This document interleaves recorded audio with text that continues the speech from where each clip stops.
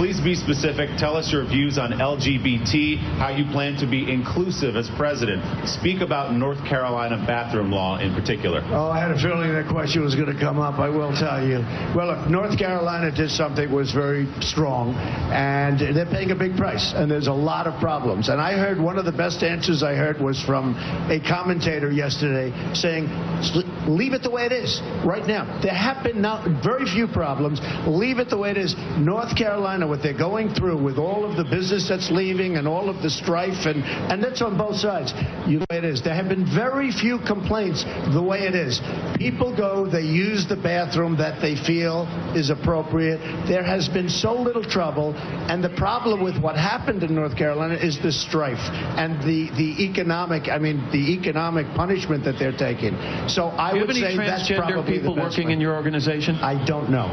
No? I really don't know. I probably do. I really don't know. So if Caitlyn Jenner were to walk into Trump Tower and want to use the bathroom, you would be fine with her using any bathroom she chooses? That is correct. Oh my God, a trans woman in New York. I got to take a pee. Anyway, oh my God, the Trump International Hotel. I love this. Okay, last week, Donald Trump said I could take a pee anywhere in a Trump facility. So I am going to go take a pee in the ladies' room.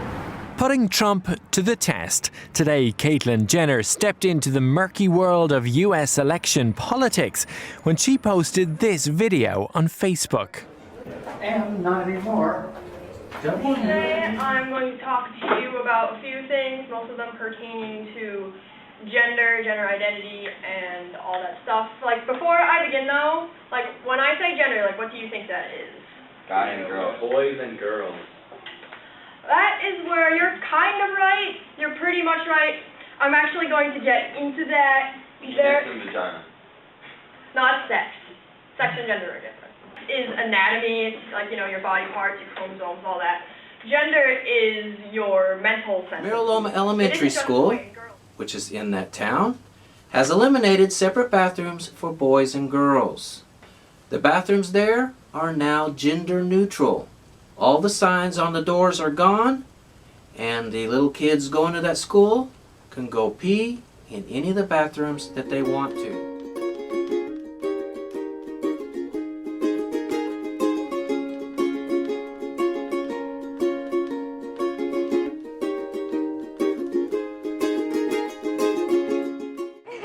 I think it'll help students feel more comfortable, and it'll make people happy in their school and know that they're accepted. It's accepting people, we're accepting club sports, why we use it. That sounds awesome to me. Good job. I think it's good. Yeah. If it makes people comfortable, then it's good. I think it's a good idea for like different types of genders, people who want to be female, people who want to be male. Everywhere we go, people want to know. People want to know who we are. Who we are. So we tell them. So we tell them. We are the queer youth. We are the queer youth. Mighty, mighty queer youth. Yes, we did it.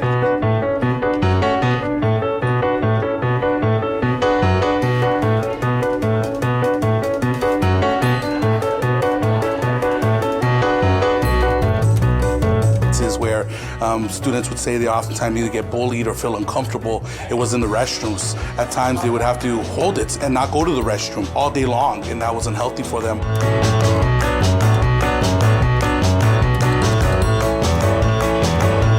At first there was confusion because they thought all the restrooms were going to be gender neutral, but that wasn't the case. We just really wanted one restroom. This restroom is important so all students could feel comfortable, not just LGBT students.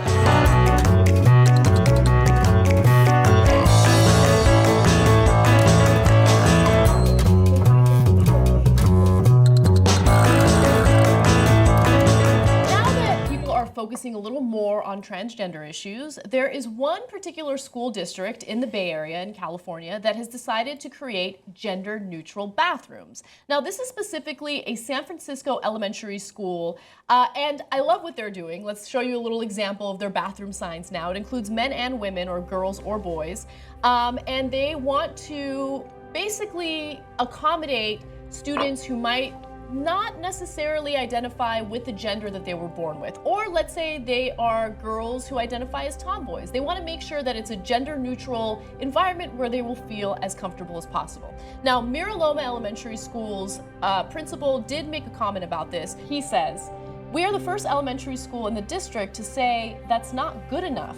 All of our students should have full, equal, safe, comfortable access to facilities." So far, no parents have complained, probably because this school is in San Francisco, which is a very liberal area. Yeah. Retain some of the original shapes of man-made structures. This stunning structure stands out as a singular formation with 4 sides, surrounded by a deep moat.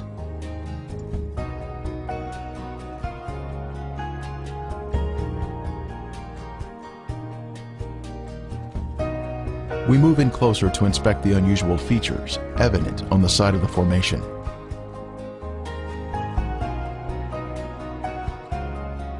On the side of the structure, this swirling pattern is different from any type of sedimentary rock or soil that would normally contain horizontal, even layers.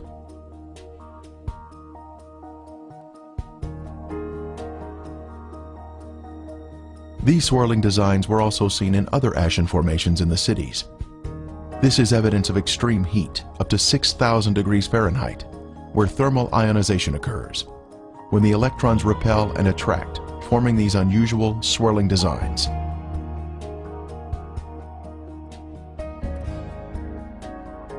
In Lot's day, this area was a swirling cauldron of death and destruction, rained down from the Lord in heaven. Good evening, everyone. I'm Darren Perrin. And I'm Kristen Kelly. A Vermont teen is pushing to have gender-neutral bathrooms in all middle and high school. We spoke to the Human Rights Commission yesterday and to our Bianca Slota today. She's live in the newsroom. Bianca, what's the story here? Well, Darren and Kristen, Kyle Gyard Chase says he's speaking out for himself and for other Vermont teens whose genders don't match their biological sex. If you think life is complicated, try dealing with a transgender girl texting a boy she just met at school. She's made a new friend, and it's a boy. So I tell her, you know, if you're gonna have friends that are boys, they need to know immediately.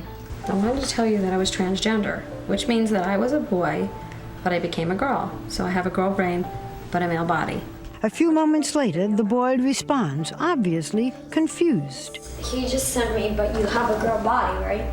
That's a very difficult question to ask. Why don't you tell him to watch the videos first?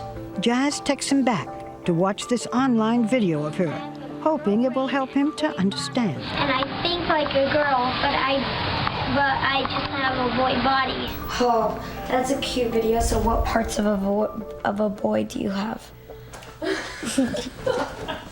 What are you gonna say? The P word. You are? The P word. Like a tattoo that won't rub off, the P word is likely to follow Jazz everywhere. I don't care what he thinks about me. If it's bad, if it's good, then I love him, so I am. How you doing, Jazz? Oh, wait to hear what she's up to. Greg has been down this road before with his oldest daughter, but advising a transgender tween with a crush is new territory. What did he say? He accepts me for who I am. Oh, that's sweet. You happy? Now I'm texting my friend about it. I gotta go. Come on, what'd you do this time? Just reach behind the pillow. 14-year-old Corey, who was born a boy, has been referring to herself as a girl for the last 5 years. She also has a puberty-suppressing implant.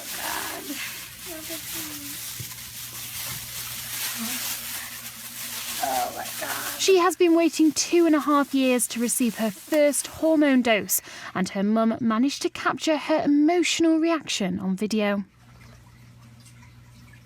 Do you know what that is? Do you know what that is? What is Trigger warning ahead. John Hopkins, psychiatrist, now coming out exposing the fraud of transgenderism. Yes, Michael W. Chapman for CNS News reports some news that will certainly trigger transsexuals across America to cry out in agony. Dr. Paul R. McHugh, the Distinguished Service Professor, there he is right there, on the left, of course, He's a distinguished service professor of psychiatry at Johns Hopkins University, and he's also the former psychiatrist-in-chief for Johns Hopkins Hospital, who has studied transgendered people for 40 years, said it is a scientific fact that transgendered men do not become women, nor do transgendered women become men. All such people, he explained in an article for the Witherspoon Institute, become feminized men or masculinized women, counterfeits or impersonators of the sex with which they identify.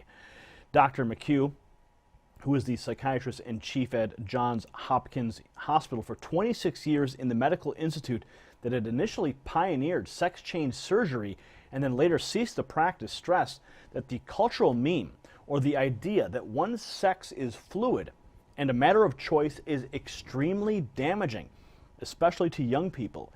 Chapman continues that the idea that one's sexuality is a feeling and not a biological fact is doing much damage to families, adolescents, and children, and should be confronted as an opinion without biological foundation wherever it emerges, said Dr. McHugh in his article, Transgenderism, a Pathogenic Meme.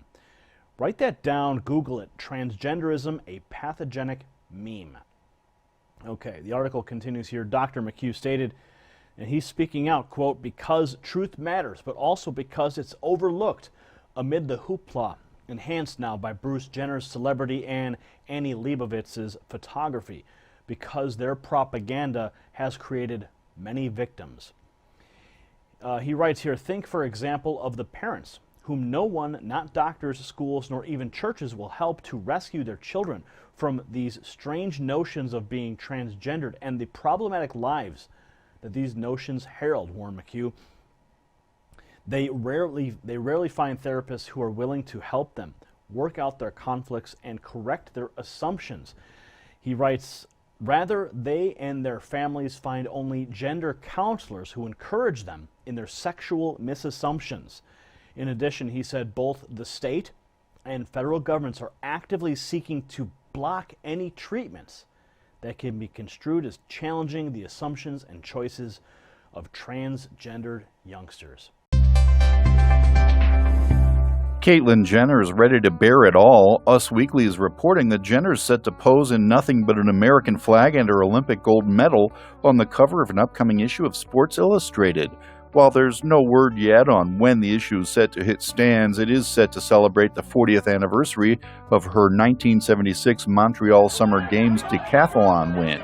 This would mark the first time Caitlyn has posed nude or been photographed with the medal since her transition last year. She's excited about that, a source revealed. Know that the people of North Carolina, Mississippi are wonderful people. They are hospitable people. They're beautiful states, and you are welcome. And you should come and enjoy yourselves. And I think you'll be treated with extraordinary hospitality.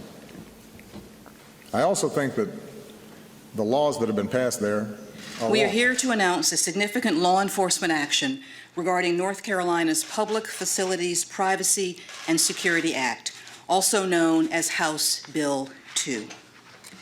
Now, the North Carolina General Assembly passed House Bill 2 in special session on March 23rd of this year. The bill sought to strike down an anti-discrimination provision in a recently passed Charlotte, North Carolina ordinance, as well as to require transgender people in public agencies to use the bathrooms consistent with their sex as noted at birth, rather than the bathrooms that fit their gender identity. The bill was signed into law that same day, and in so doing, the legislature and the governor placed North Carolina in direct opposition to federal laws prohibiting discrimination on the basis of sex and gender identity. More to the point, they created state-sponsored discrimination against transgender individuals who simply seek to engage in the most private of functions in a place of safety and security, a right taken for granted by most of us. Last week, our Civil Rights Division notified state officials in North Carolina that House Bill 2 violates federal civil rights laws. We asked that they certify by the end of the day today that they would not comply with or implement House Bill 2's restriction on restroom access. An extension was requested by North Carolina, and was under active consideration. But instead of replying to our offer or providing a certification, this morning, the state of North Carolina and its governor chose to respond by suing the Department of Justice. As a result of their decisions, we are now moving forward. Today, we are filing a federal civil rights lawsuit against the state of North Carolina, Governor Pat McCrory, the North Carolina Department of Public Safety, and the University of North Carolina. We are seeking a court order declaring HB 2's restroom restriction impermissibly discriminatory, as well as a statewide bar on its enforcement. Now, while the lawsuit currently seeks declaratory relief, I want to note that we retain the option of curtailing federal funding to the North Carolina Department of Public Safety and the University of North Carolina as this case proceeds. Joining me now, North Carolina Governor Pat McCrory. Governor, thank you so much for being here. So let's start with this. Thanks. What was the fear that led to the enactment of this law? Well, let me just correct the introduction story. The Charlotte Ordinance was a mandate on all private businesses that have public facilities to require them to allow gender identification as the tool on which restroom an individual should use. So basically what we did in the state of North Carolina was overturn a local mandate on private businesses. I do not want government to be able to tell private businesses what their bathroom policy should be. I have no desire to be the bathroom police for private business. So one of the great misinterpretations from the New York Times and the Huffington Post and others is that we passed a bathroom law on private businesses. Just the opposite. But with respect to government businesses, you have passed a law that requires people to use the gender that aligns with their biological gender at birth. That's correct. With regards to rest stops on the highway, with regards to universities, with regard to our high schools and junior highs and elementary schools, we do require that. What was the concern specifically? What was the evidence that led you to believe this was a problem? It wasn't. It was a respect for privacy. It was an expectation of privacy that individuals have, especially our youth have, when they go into a locker room, a shower, or a restroom. They expect only people of their gender to be there in that shower, locker room, or restroom. And it's a tradition that we've had for many years. Let me ask you about that. Let's take locker room and dressing room out of it for now. Let's talk about bathroom for a second. Well, that's a part of it, though. I know, but a law can be drafted narrowly or broadly. And this one encompasses all three. And so I want to ask you about bathrooms, because I've been in women's bathrooms my whole life. And we don't have the urinal situation. We got like the stalls, and we get to go in, we go to do our business, and like we don't see each other. So why are you concerned about, young girls exposing themselves or seeing somebody else exposed in a woman's bathroom? Well, first of all, I can't believe we're talking about this. This is not an issue that I started. This is an issue that the left started, not the right. And it's not just women's bathroom, it's boys' bathrooms. And in fact, the Obama administration now is putting requirements on federal money given to states that they also have to have this gender identification requirement for our schools. And this case is being tested in Virginia and Illinois. I just think we all. Strange anomalies can be seen here, such as these fragile layers of material which disintegrate when touched. The limestone buildings in the cities of Sodom and Gomorrah were totally transformed into ash by the consuming fire of the Lord. Evidence of this destruction is revealed in the white gypsum anomalies in the area, including unusual shapes of chalk-like material, which is not found in other parts of the country.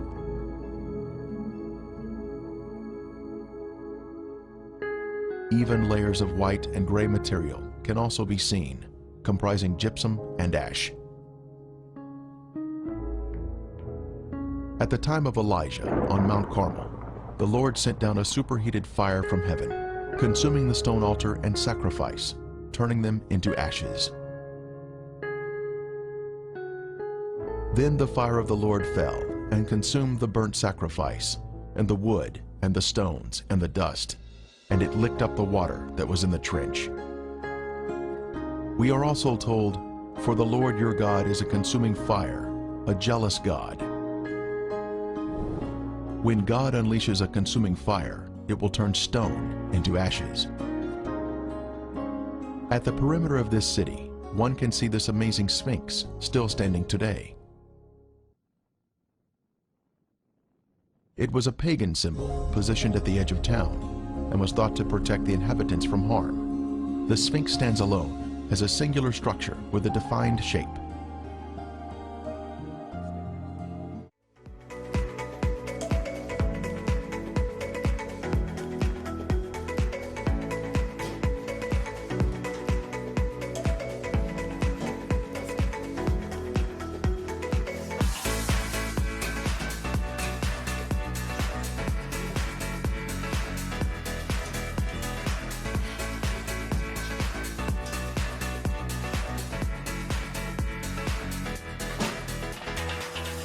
Well done, girls. I have to say, it looks such hard work. Last week, we did a story about how porn giant xhamster.com decided to shut off service to North Carolinians as a result of the passing of HB 2, the controversial bill barring cities from enacting any laws to protect the LGBT community. The bathroom bill provision targets transgender individuals, saying that people may only use bathrooms corresponding to the gender on their birth certificate as opposed to the gender they identify with.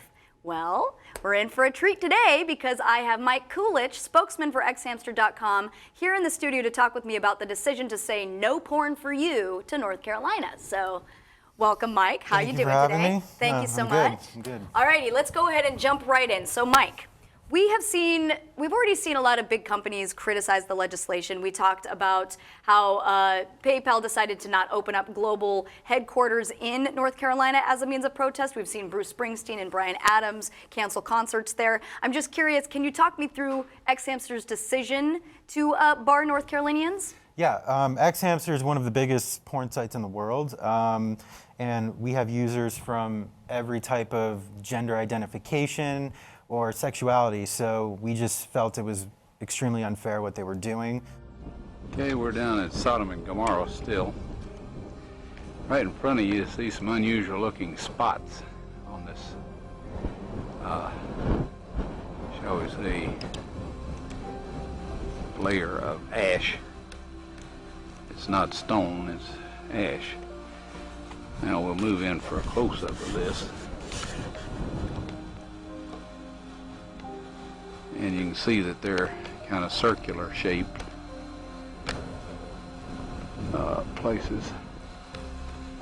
Now what we have found, and we'll move in a little closer here, is that inside each of these is sulfur. And we'll go collect that sample in a bag.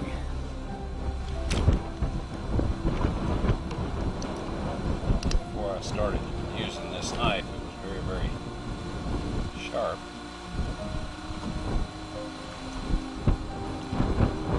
Okay, here this is, and we have collected some more, and it smells.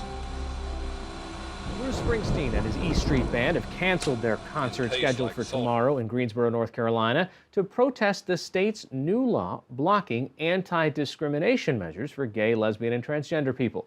Springsteen said the law overturns progress in recognizing the human rights of all people. His boycott is one of a growing number of economic hits to North Carolina and other states adopting similar laws. Joining me now to discuss that is political reporter Kevin Robillard.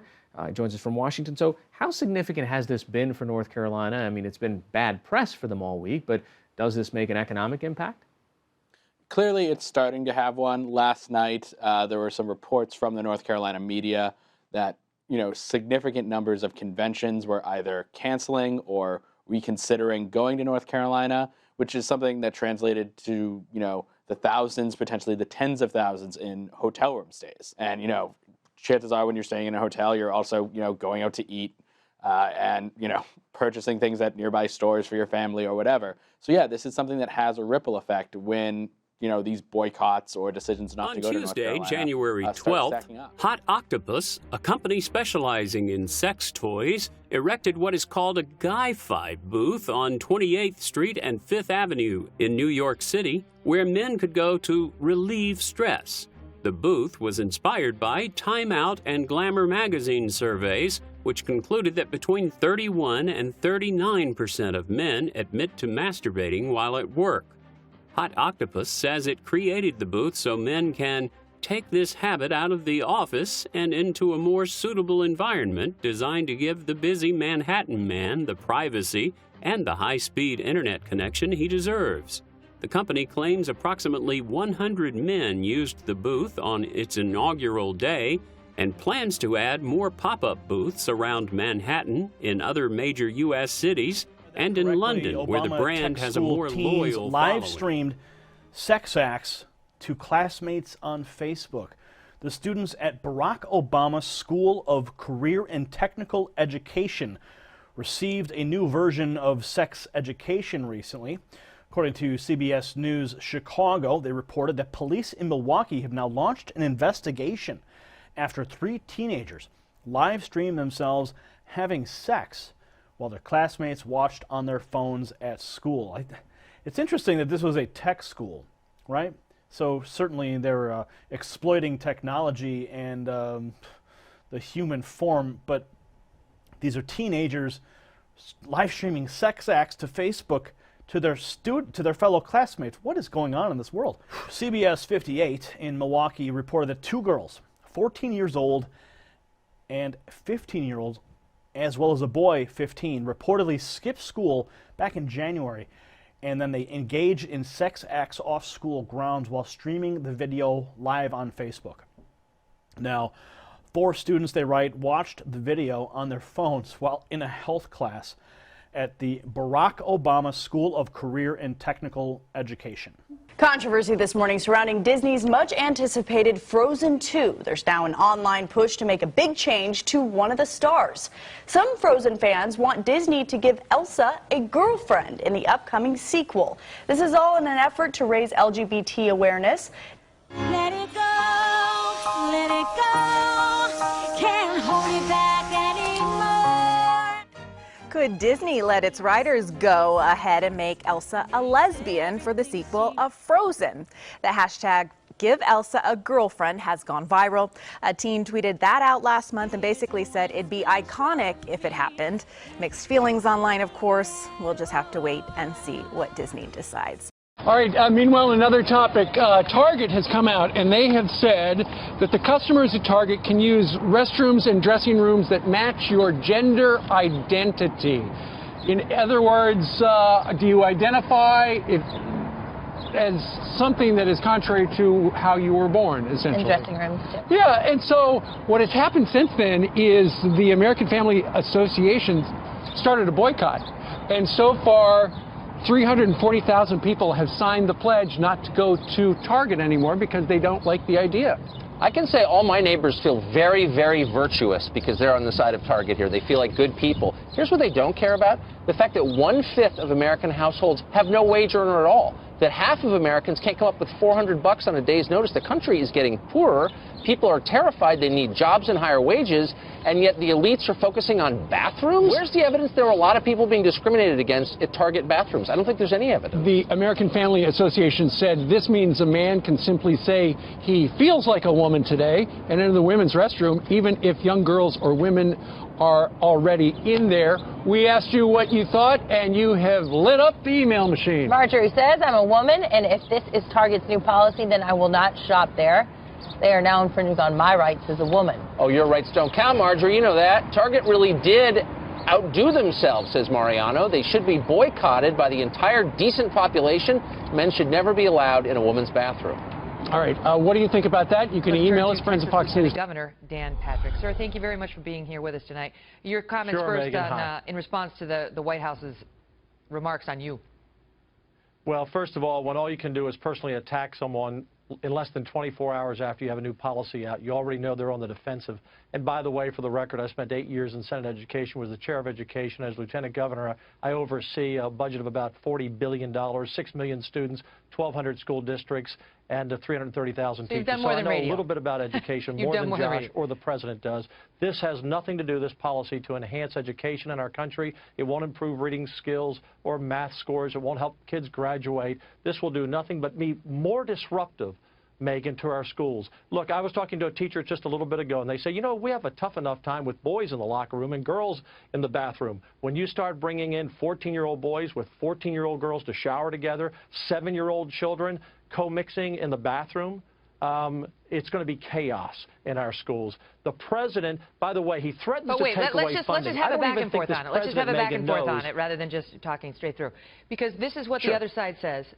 This is the reality. This is the reality of life in 2016 America, that we are now finally getting to the point where we recognize that there are trans women, trans men, trans girls, trans boys, and that they have been stifled and tortured in a way for so long that, yes, there may be some disruption in mainstreaming these kids and getting things to a place where they're accepted, but that it's for the greater good.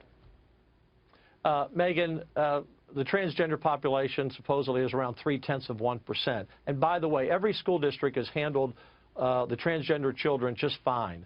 They make accommodations. We make accommodations in America for all types of students who come to school with all types of issues.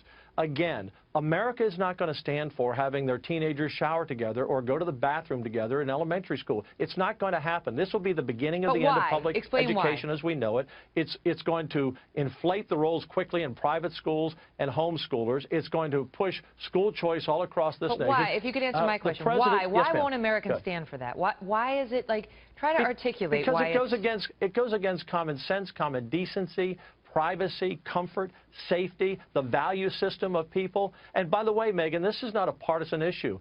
In Houston, I helped fight back an ordinance that would have allowed men in ladies' rooms. And we defeated that ordinance in a Democrat city 2-1. Allow Families, men black, in the brown, ladies' and room, white, Republican, Democrat, will not allow accept trans this, Megan. women in ladies' rooms? Pardon? Pardon? That the ordinance would have allowed men in the ladies' rooms, or it would have allowed trans women in the ladies' rooms? No. Well, here's what people don't understand. When you pass these ordinances and these rules, particularly in the adult sector, it says any person, any man who feels like he's a transgender, he feels like he's a woman, can go in. They don't have to be dressed like a woman. They can be dressed like an ordinary man. And what this creates, Megan, is a great loophole for all the sexual predators and sex offenders that if anyone Googles in their neighborhood, they'll be shocked of how many live around that area. Why can't the sex offenders just, I mean, like, a lot of sex offenders are men who molest men, who molest boys. Sure. Why is there Megan, an assumption that they need to sneak into the girls' room? Well, and it could be vice versa, but Megan, look, I have 4 grandchildren and 2 children. I don't want an 8-year-old granddaughter walking into a bathroom with a 30-year-old man there, and no one else does. Anyone who has a grandmother, mother, a wife, a sister, a daughter, granddaughter doesn't want them exposed to that. And she would never know that this is. What if that man looks like a woman, no, and she Megan, would never know you're that missing this is? And this is what people are missing. I don't think I'm missing anything. No, Megan, look. Laws like this would allow any man at any time dressed any way to go into a bathroom. Do you because have a they big feel like a problem with woman. that? Pardon?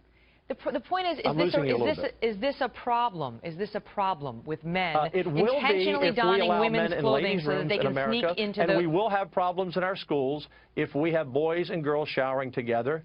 Megan, this goes against just, again, common sense and common decency. Women deserve privacy in the bathroom. They deserve safety in the bathroom. There's no need for this policy. This is a policy, a solution in search of a problem. There isn't a problem. Again, the president needs to stay out of local school districts.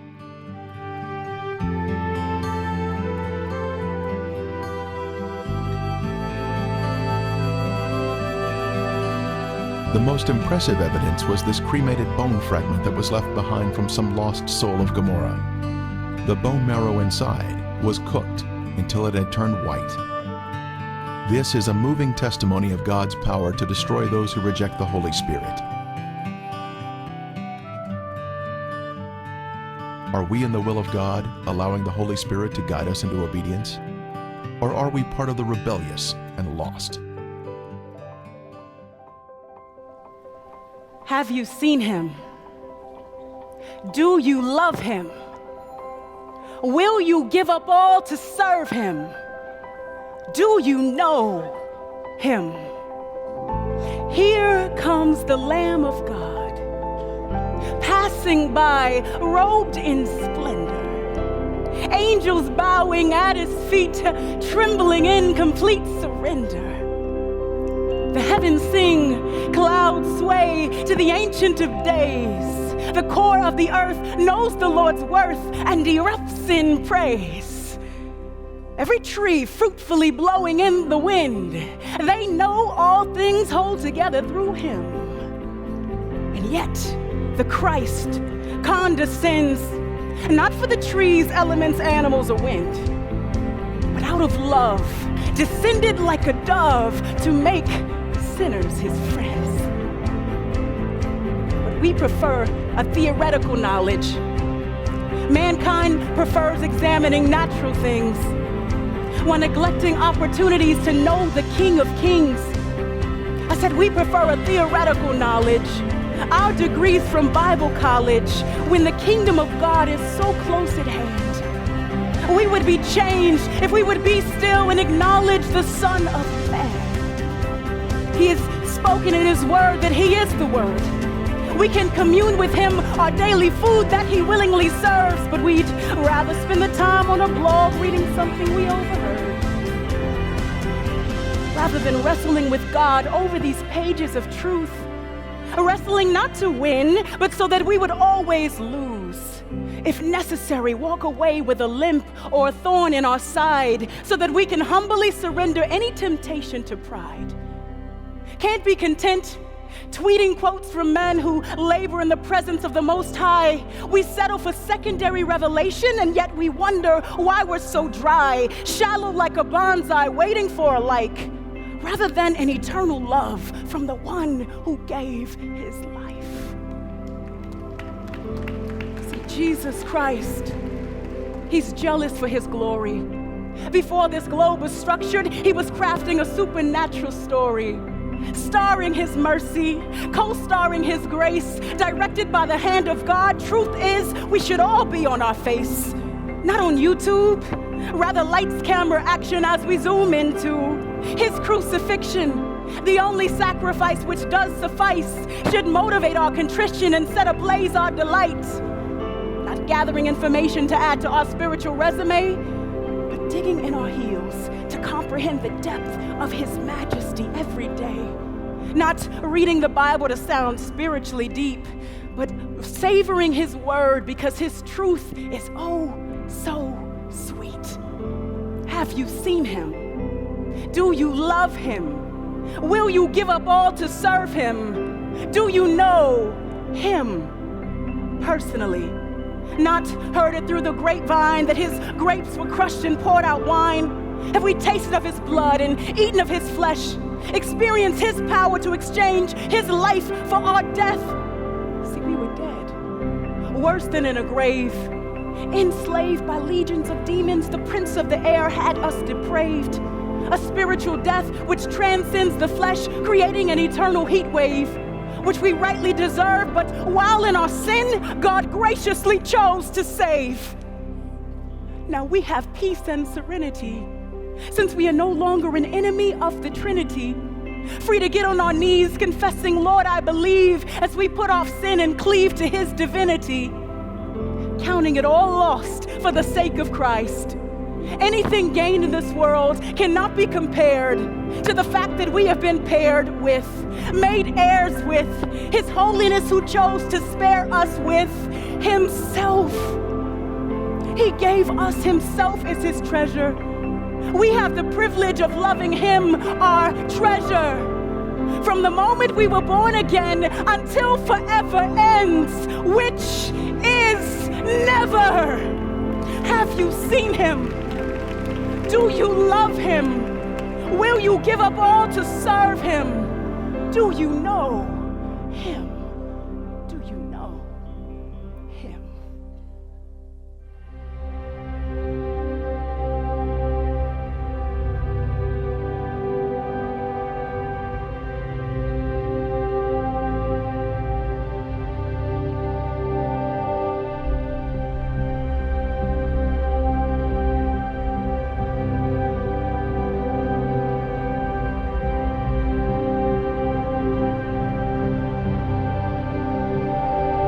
you.